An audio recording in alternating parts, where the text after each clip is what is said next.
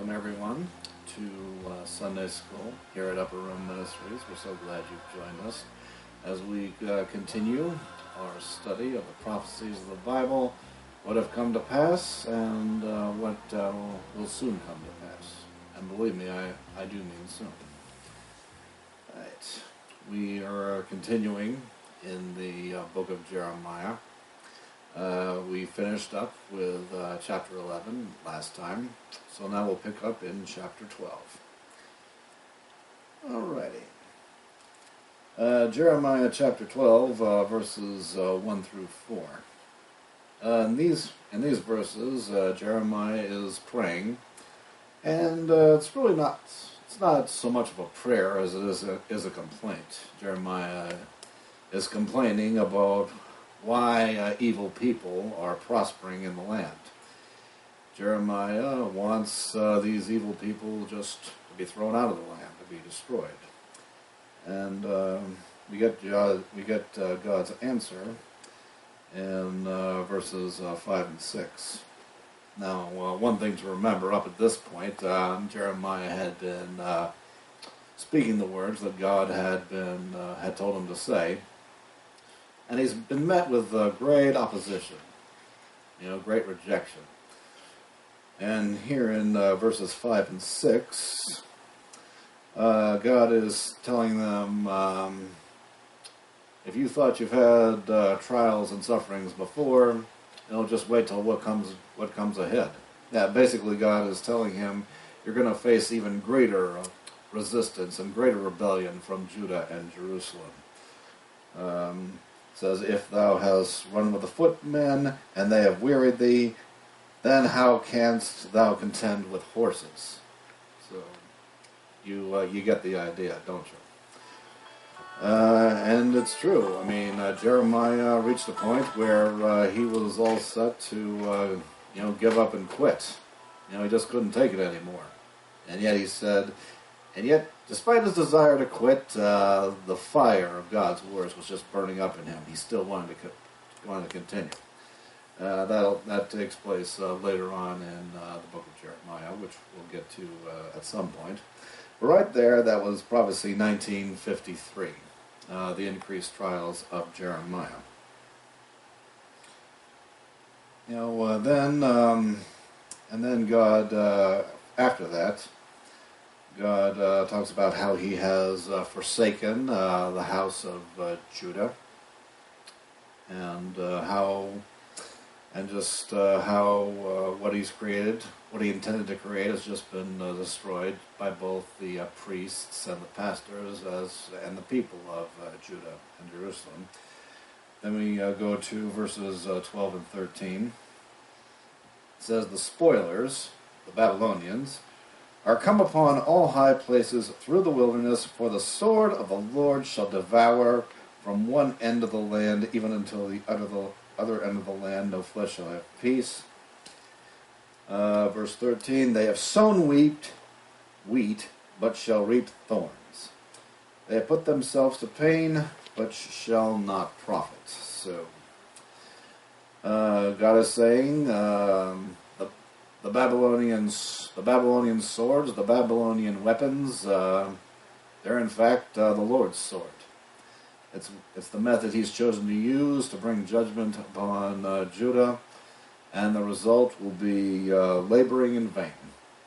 What they've sown, they may have sown wheat, but they're going to be reaping thorns. They're not going to, in this case, not going to reap what they sow. They have labored, but their labor shall all be in vain once the Babylonians come and judgment is dished out. Yes, I know the Bible in Galatians speaks the principle, you reap what you sow. But when God's judgment comes, there's going to be nothing but pain, and nothing but horror, no matter what you may have sown. Okay, that was prophecy 1954. Then prophecy 1955, in verse 14. This pertains to all the other nations outside of Judah. And he says, "Thus saith the Lord, against all my evil neighbors that touch the inheritance which I have caused my people Israel to inherit, behold, I will pluck them out of their land, and pluck out the house of Judah from under them." So,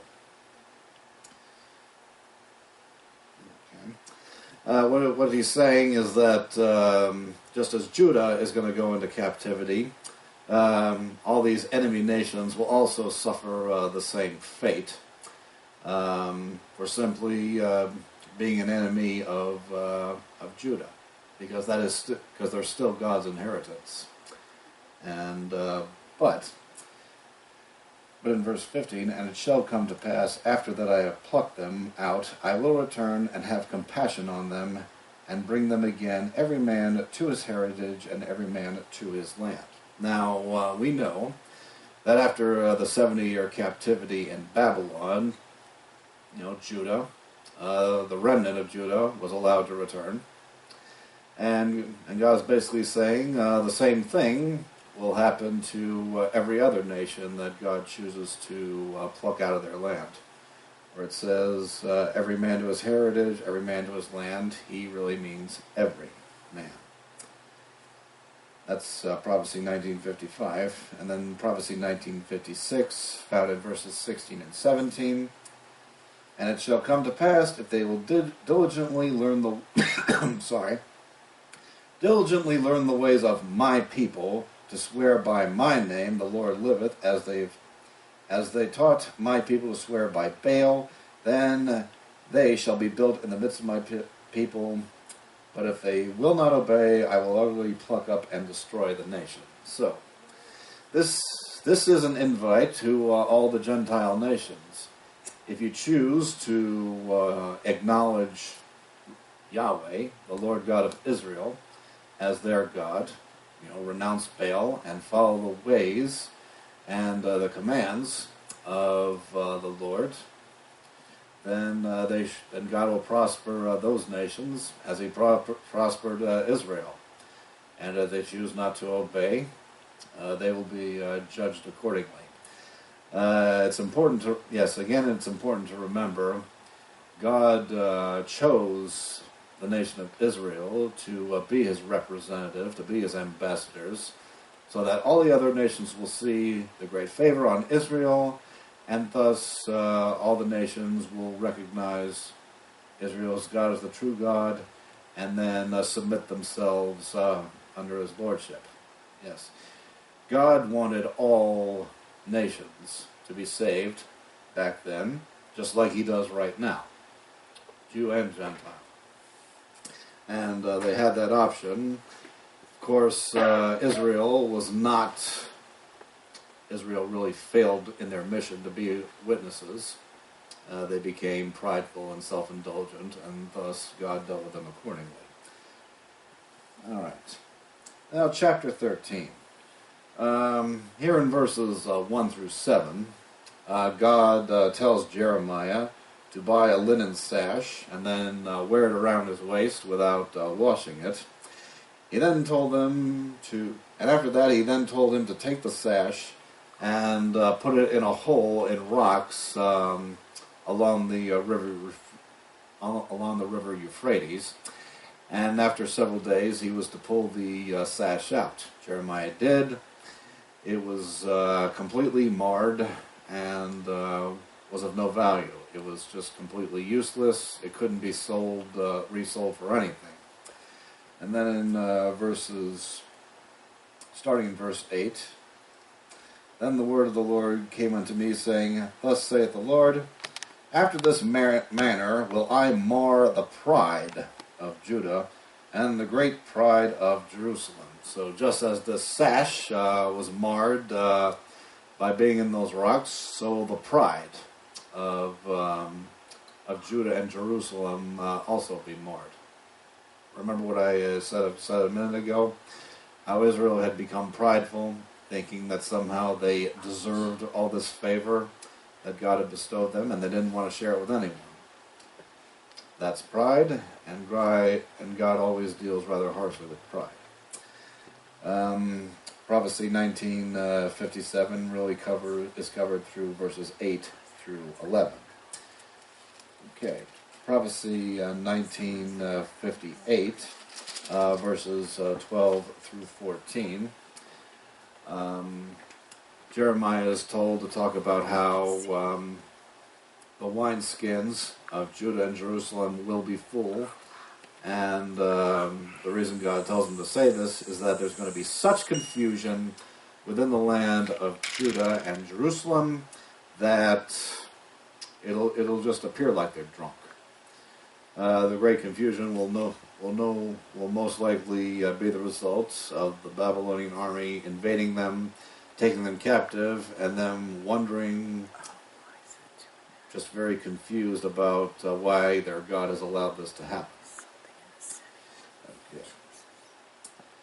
Okay, Prophecy 1959, verses are in verses 15 through 17.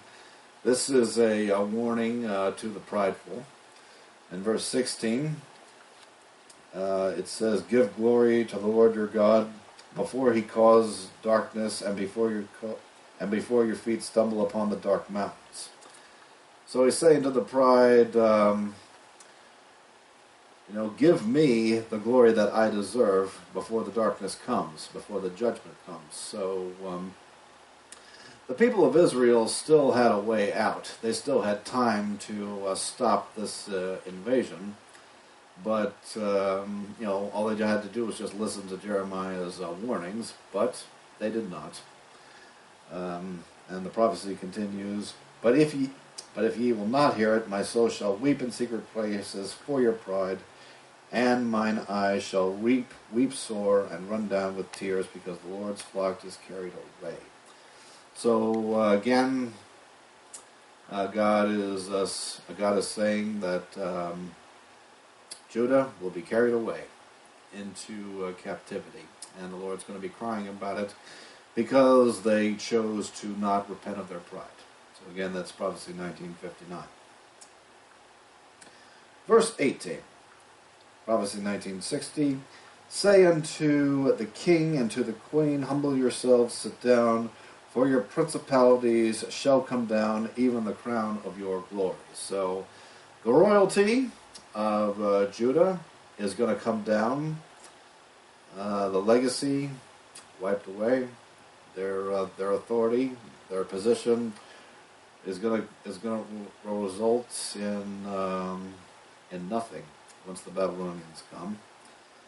And then verse 19, Prophecy 1961, "The cities of the south shall be shut up, and none shall open them. Judah shall be carried away captive, all of it. It shall be wholly carried away captive." Self-explanatory. Then verse 20, Prophecy 1962, "Lift up your eyes and behold them that come from the north. Where is the flock that was given thee, thy beautiful flock?" So again, this is a reference to the invaders of the north, Babylonians, that will take away the flock. And as you know, the Lord is the shepherd, and all humans that choose to follow after him are his sheep, his flock. But the flock is going to be carried away by the wolves because they chose not to follow the shepherd. Verse 23, "Can the Ethiopian change his skin, or the leopard his spots? Then may ye also do good that are accustomed to do evil." That's Prophecy 1963. He's saying that Judah will eventually reach the point where they'll be incapable of turning from their wicked ways, because it's just become so much part of their nature. And it's true, there really is a point of no return. It's one thing, to never follow God in the first place, but to follow God and then go back to doing evil, that's a total rejection of God's leadership, and that is a point of no return. And Judah apparently will reach that point when the Babylonians come. Verse 24, therefore I will scatter them as the stubble that passeth away by the wind of the wilderness. Prophecy 1964. Whoever is not slaughtered will either be taken into captivity or they'll just be scattered all about every which way. Forced to survive on their own in the wilderness. Okay. Chapter 14. Starting in verse 10. Thus saith the Lord unto this people, thus have they loved to wander, they have not refrained their feet. Therefore the Lord does not accept them. He will now remember their iniquity and sins. Then said the Lord unto me, pray not for this people for their good. When they fast, I will not hear their cry. When they offer burnt offering and oblation, I will not accept them, but I will consume them with the sword, and by the famine, and by the pestilence. Prophecy here, there will come a point where God will no longer listen to their prayers. He will not honor their sacrifices. He will simply come with his judgment, and the judgment he will not repent of.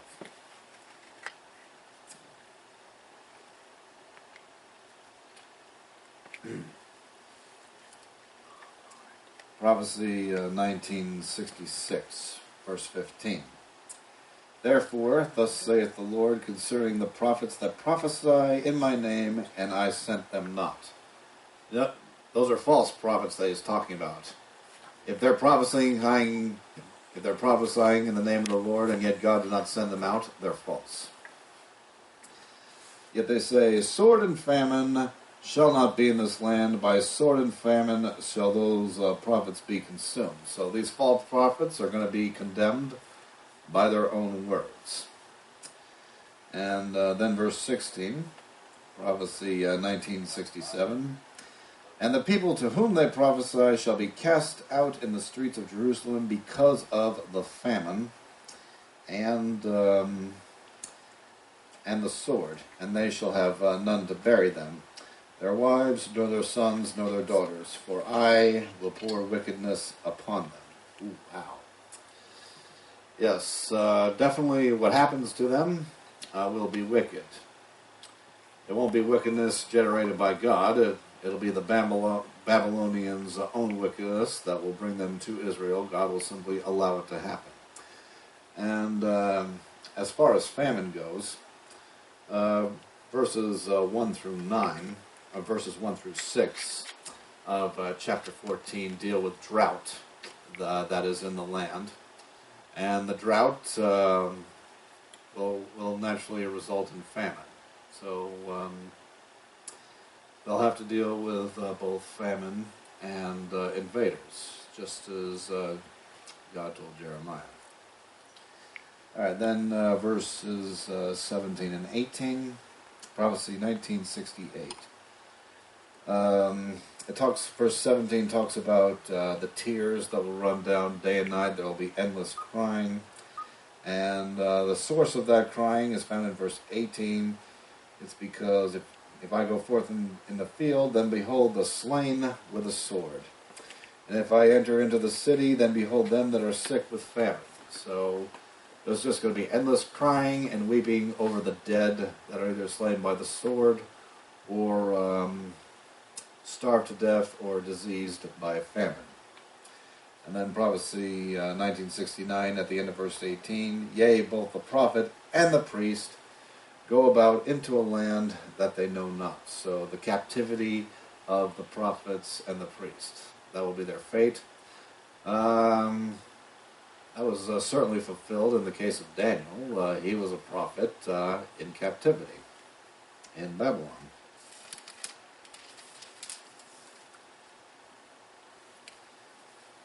Okay. Chapter 15. Starting in verse 2, thus saith the Lord, such are for death to death. So, this is a prophecy of death, prophecy 1970. And in chapter 2, God appoints 4 methods of death.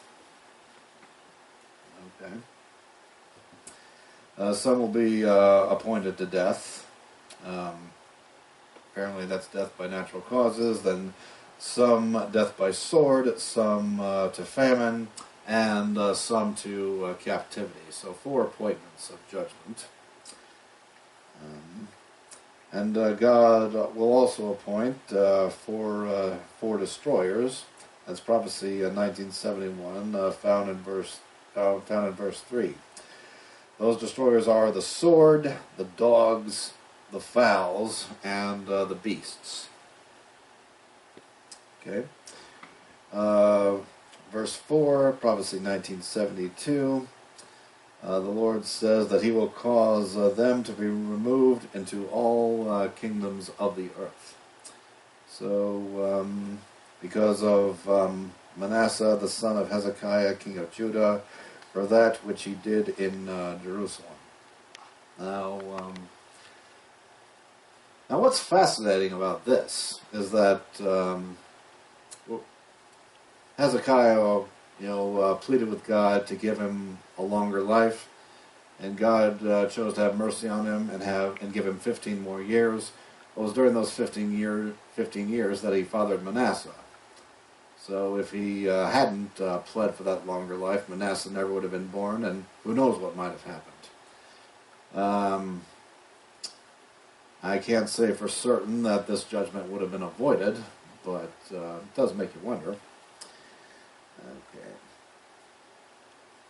Okay, and then we have verses 6 and 7.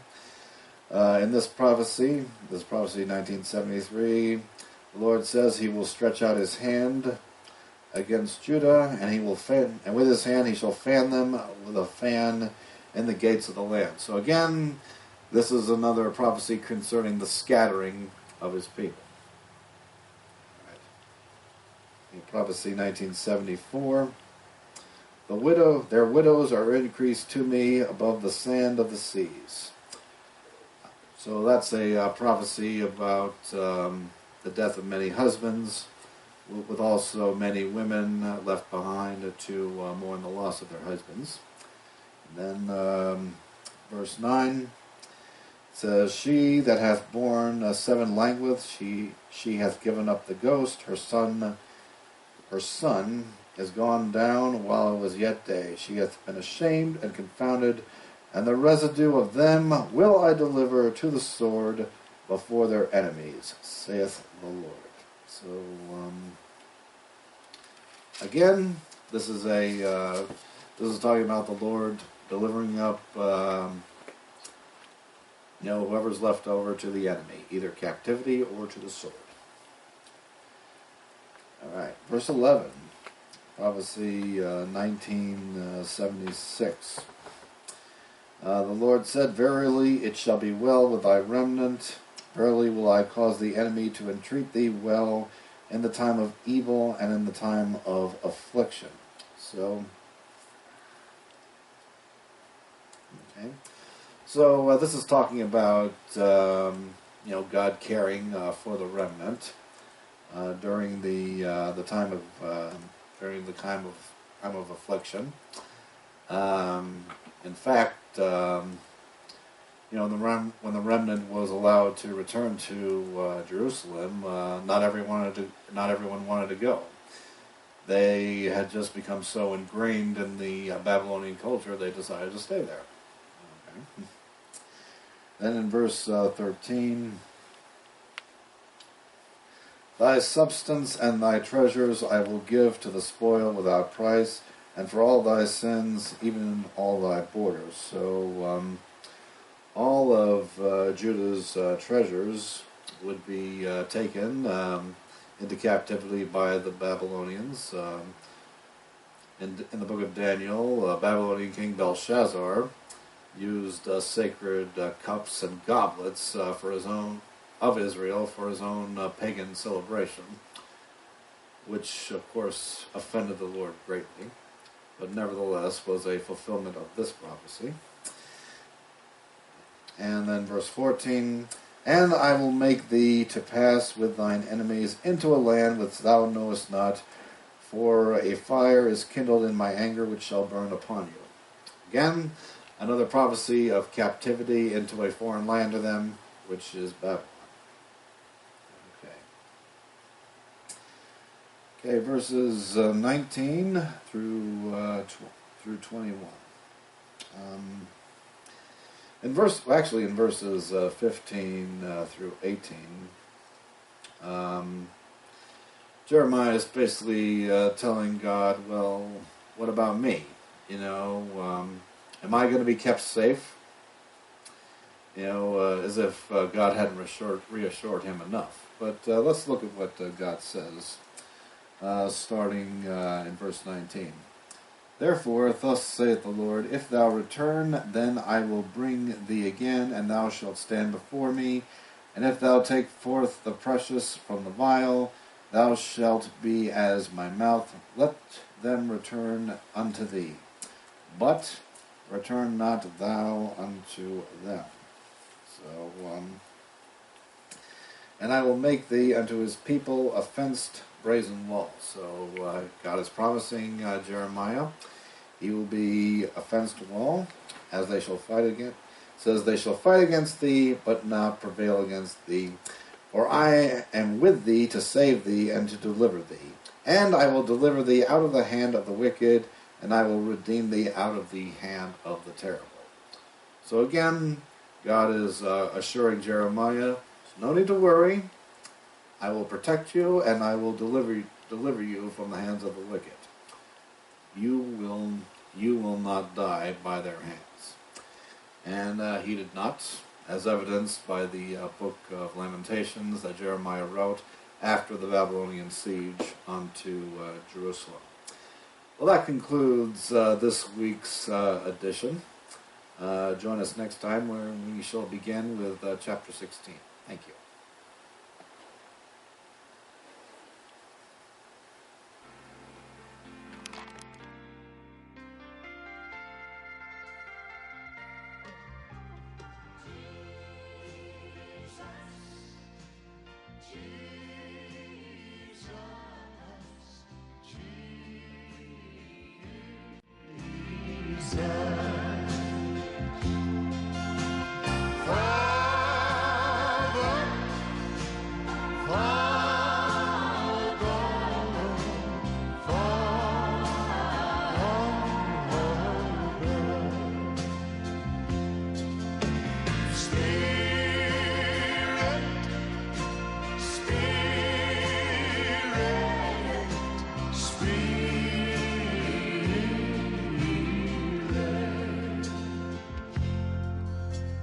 Let you